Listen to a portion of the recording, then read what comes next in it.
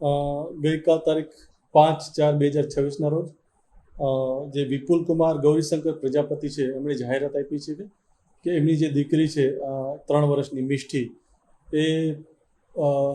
મરણ ગયેલ છે. અને જે બાબતે એમને પૂછપરછ કરતાં તેમણે જણાવેલું કે તારીખ 1/4/2026ના રોજ સાંજના સમયે તેમણે આઈઓસી રોડ ઉપર આવેલ ઘનશ્યામ ડેરી છે ત્યાંથી ખીરું લીધેલું હતું અને એમાંથી ઢોસા બનાવી અને તેમણે અને તેમના પરિવારે ખાધા હતા. અને બીજા દિવસે બી 2 તારીખે બી એમાંથી જ ખીરું બનાવીને એના ફેમિલીએ ખાધા હતા. અને જેના કારણે ફૂડ પોઈઝનિંગ થવાના કારણે એ લોકોની તબિયત કથળેલી હતી. અને આના જ કારણે તેઓ પ્રથમ સામાન્ય સારવાર લીધેલી હતી અને જેનાથી ફરક પડી જતા પછી એમને આગળ દવાખાને ગયેલ નહોતા. પરંતુ તબિયત વધારે ખરાબ થતાં તેઓએ કેડી હોસ્પિટલમાં પણ સારવાર લીધેલી હતી.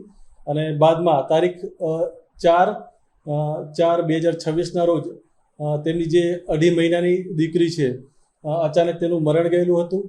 જે બાબતે તેઓ જાહેરાત કરેલી નથી પરંતુ તેની અંતિમ વિધિ કરી નાખેલી હતી. ત્યારબાદ તારીખ 5/4/2026ના રોજ જે તેમની 3 વર્ષની દીકરી છે તે સવારે ઉઠેલી અને અચાનક ચક્કર આવતા પડી જતા તેને કેડી હોસ્પિટલ લઈ ગયેલા હતા અને ત્યાં તેને મરણ જાહેર કરેલી હતી. અને આ બાબતે જ્યાં ચાંદખેડા પોલીસ સ્ટેશન ખાતે અકસ્માત મોતનો ગુનો દાખલ કરેલ છે.